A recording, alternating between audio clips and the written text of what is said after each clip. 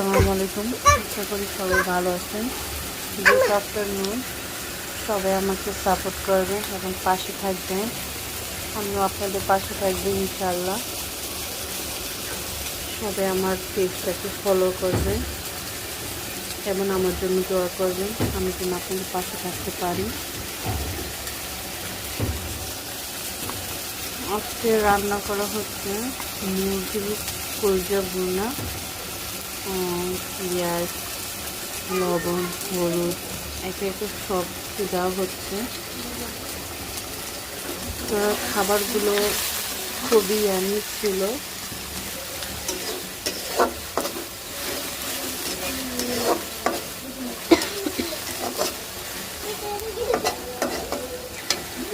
এই প্রথমবার নতুন হিরো রান্নার, তো কেমন হয়েছে জানি না আপনাদের মধ্যে। তো সবাই কমেন্টে জানাবেন এবং আমার পাশে থাকবেন।